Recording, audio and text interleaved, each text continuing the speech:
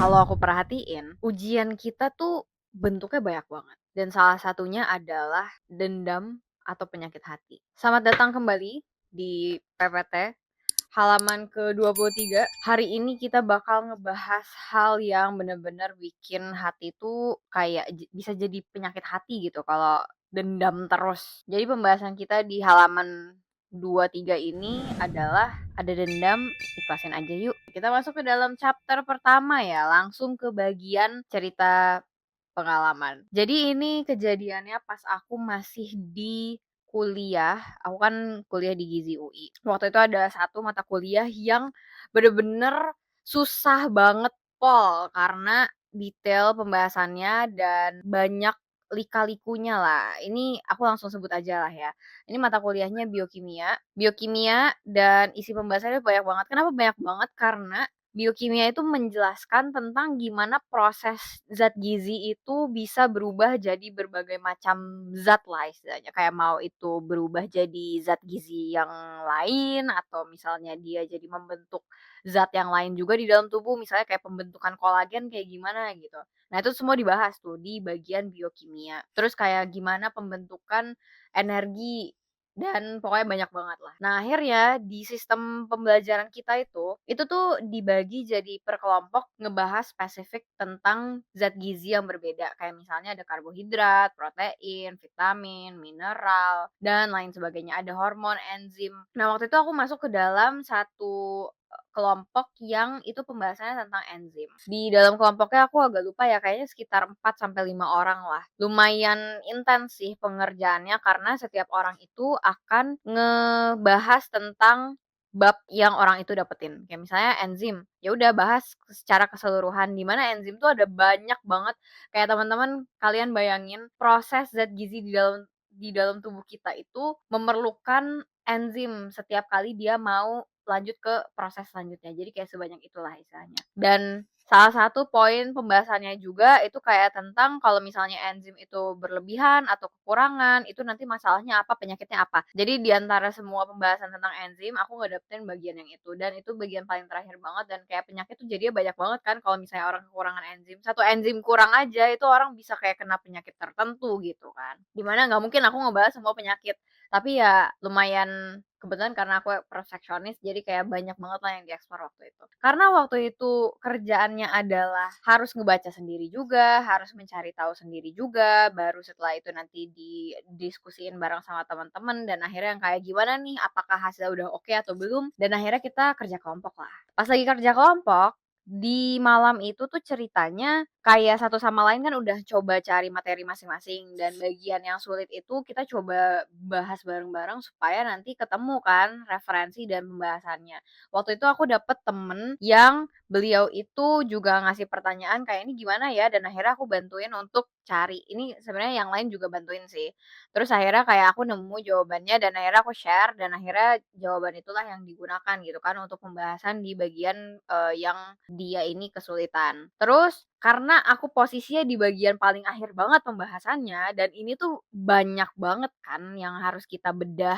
Jadi akhirnya pas menuju ke akhir itu kayaknya udah sampai lebih dari jam 1 pagi deh ngerjain kayak ginian. Nah, temen aku yang sebelumnya ini itu ternyata mengalami kendala internetnya mati dan di posisi itu kayak yang lainnya tuh ada aja gitulah kondisinya. Entah ada masalah izin harus, close duluan, entah apa kayak gitu yang pada akhirnya tuh menyisakan hanya aku dan temen aku yang kita berdua tuh sama-sama belum selesai karena yang kita pegang tuh materinya banyak banget. Terus di momen itu, di keesokannya, kayak seakan-akan tidak terjadi apa-apa dan referensi yang di hari sebelumnya aku sempet share itu diminta sama orangnya, cuma ya udah itu tok gitu. Dengan posisi aku sendiri pun juga masih trying to figure things out, gimana caranya aku bisa menyelesaikan bagianku ini yang banyak banget pembahasannya gitu. Terus akhirnya ya udah di momen itu lumayan apa ya, kayak kesel lah. Ini sebenarnya orang yang berkaitan udah tahu ya, dan aku udah menyelesaikan ini semua udah resolve, aku pun juga udah kayak, ya waktu itu aku kesel, tapi kayak ya udah nggak apa-apa, aku juga minta maaf kalau misalnya aku ada kesalahan dan lain-lain lah, pokoknya udah dibicarakan. Karena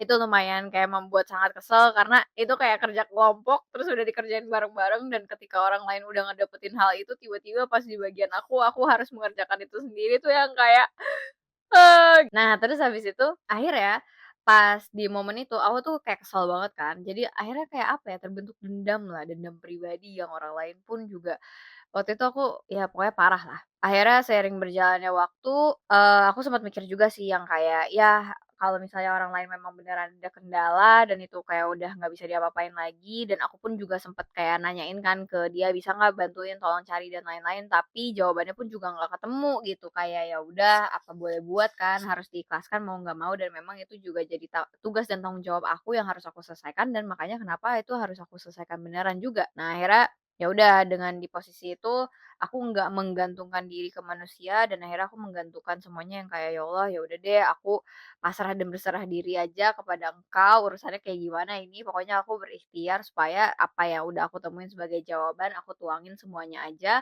terus, ya udah," gitu. Terus singkat cerita, ketika di hari H, yang jadi dosennya ini, beliau ini terkenal orangnya detail, terus sangat berintegritas. Mungkin aku nggak tahu ya, tapi bisa jadi sih perfeksionis gitu. Pokoknya kalau ngelihat dari kelompok-kelompok yang sebelumnya, itu biasanya kelompoknya dikasih pertanyaan kayak, tentang pembahasan isi dari yang mereka bawakan. Masuklah ke hari di mana kita semua harus presentasi. Hari kelompok aku yang presentasi di hari itu. Pas kita udah selesai presentasi, beliau kan profesor, ngasih feedback. Terus beliau ngomong, katanya, "Wah, pembahasan kalian bagus dan lengkap sekali." Aku ini agak ingat-ingat lupa ya kalimatnya, cuma aku ingat banget kalimatnya semacam ini, "Saya sampai bingung mau nanya apa." Wah, di momen itu kayak perjuangan aku terbayarkan. Waktu dikasih feedback juga tentang, "Ini yang kurang kayaknya di bagian ini nih bisa dimasukin," gitu kan, kayak per masing-masing bagian.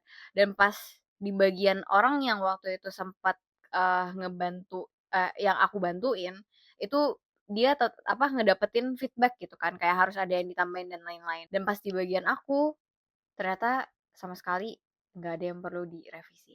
Jadi di momen itu, aku belajar kalau harus belajar mengikhlaskan dan melepas dendam supaya nggak menjadi penyakit hati, dan menyerahkan semuanya kepada Allah, karena pada akhirnya itu akan terbalaskan juga, dan perjuangan kita tuh nggak bakal sia-sia. Itu adalah moral of the story-nya. Harusnya tadi masuk ke chapter kedua ya, tapi ya udah nggak apa-apa. Chapter kedua yang kali ini kita masuk ke dalam ayat yang mendasarinya aja. Jadi ini aku ambil dari Surat An-Nahl ayat 126, yang artinya, "Dan jika kamu membalas, maka balaslah dengan balasan yang sama dengan siksaan yang ditimpakan kepadamu.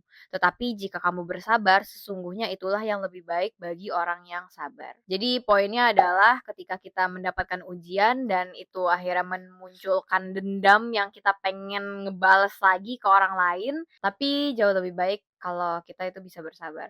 Dan sebenarnya moral of the story dari hari ini itu jadi pembelajaran juga untuk aku saat ini gitu ya, karena ada beberapa hal yang juga saat ini lagi aku lewatin dan rasanya tuh lumayan berat, cuma aku lagi berusaha untuk bisa mengikhlaskan dan mengembalikannya lagi semuanya kepada Allah. Jadi itu aja untuk pembahasan kita di hari ini, aku sangat bersemangat ya bercerita di hari ini. Semoga ini bisa jadi a good moral of the story juga buat, teman-teman yang nonton, dan semoga nggak kapok-kapok juga nonton PPT sampai akhir karena jujur ini udah mau akhir bulan puasa dan lumayan berasa sedih sih, kayak di tahun depan bakal ketemu lagi nggak ya? Cuma ya anyways, kita cukupan dulu aja buat pembahasannya di hari ini, semoga bermanfaat dan kita ketemu lagi di PPT halaman selanjutnya, halaman 24. Bye-bye.